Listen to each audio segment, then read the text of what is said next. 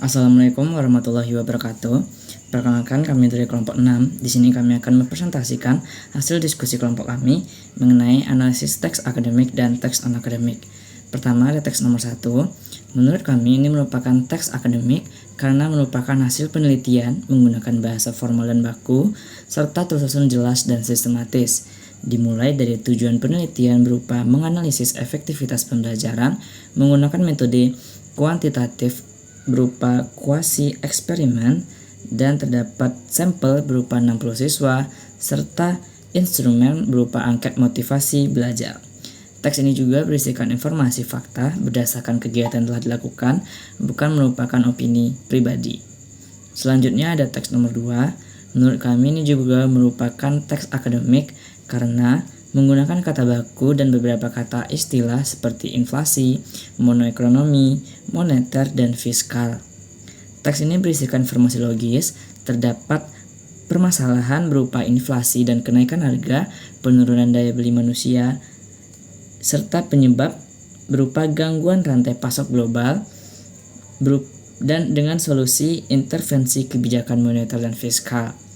Teks ini berisikan hasil analisis data dengan bukti dari kalimat analisis data monoekonomi menunjukkan teks ini bukan merupakan opini pribadi.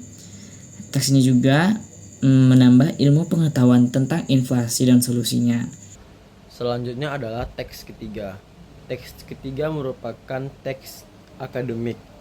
Kenapa kami menyebut ini teks akademik? Karena memiliki definisi sebagai berikut. Yang pertama, teks ini adalah teks eksposisi dalam bidang geografi sosial yang menjelaskan konsep faktor pendorong atau push factor dan penarik atau pull factor sebagai penyebab utama fenomena migrasi urban. Struktur dari teks ini adalah deduktif atau dari umum ke khusus. Yang pertama ada pernyataan umum atau tesis, memperkenalkan teori utama migrasi dipengaruhi oleh push and pull factor. Yang kedua ada elaborasi 1, yaitu menjelaskan contoh push factor di daerah asal. Yang ketiga ada elaborasi 2, yaitu menjelaskan contoh pull factor di daerah tujuan. Dan yang terakhir adalah dasar dari penelitian tersebut, yang menyebutkan sumber data yang digunakan atau sensus populasi. Selanjutnya adalah teks keempat. Teks keempat adalah kami mengelompokkan teks ini ke dalam teks non-akademik. Kenapa? Karena setelah kami membaca, kami menemukan bahwa definisi teks ini adalah sebuah ekspresi perasaan atau keluhan pribadi dari seseorang tentang finansial akibat kenaikan harga kebutuhan sehari-hari. Struktur dari teks ini bersifat komparatif dan naratif berdasarkan pengalaman. Yang pertama ada pernyataan perasaan. Dalam teks ini mengungkapkan kondisi saat ini dengan bahasa kiasan. Dalam teks ini ada bacaan dompet nangis. Yang kedua ada perbandingan dulu dan sekarang, di mana membandingkan nilai uang 500.000 dulu dan sekarang. Dan yang terakhir adalah penegasan, memberikan contoh untuk mendukung keluhan. Baik, menurut kami teks kelima yaitu klorofil merupakan pigmen utama yang berperan dalam proses fotosintesis pada tumbuhan. Energi cahaya matahari diserap oleh molekul klorofil, kemudian diubah menjadi energi kimia. Proses ini melibatkan seringkali reaksi biokimia kompleks, termasuk fase terang dan fase gelap, yang menghasilkan glukosa dan oksigen. Ini adalah termasuk teks akademik. Karena teks akademik adalah teks yang berisi informasi ilmiah, bersifat objektif, menggunakan bahasa baku, serta mengacu pada konsep teori atau hasil penelitian. Yaitu bisa dilihat dari ciri-cirinya, yaitu yang pertama menggunakan bahasa yang baku, dan yang kedua struktur yang tersusun dengan sistematis. Selanjutnya yaitu teks yang keenam, tumbuh-tumbuhan di rumah saya kok layu ya, padahal sudah rajin disiram. Mungkin kurang karena sinar matahari. Teman saya bilang coba kasih vitamin buat tanaman, katanya bisa bikin daunnya hijau dan segar lagi. Nanti sore deh saya coba.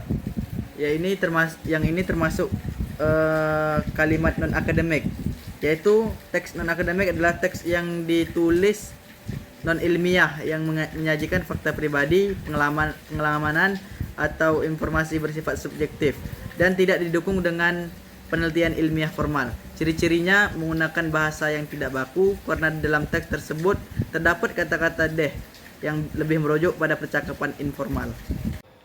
Selanjutnya teks nomor 7, menurut kami teks ini termasuk ke dalam teks non-akademik karena berisi curahan hati atau pendapatan pribadi.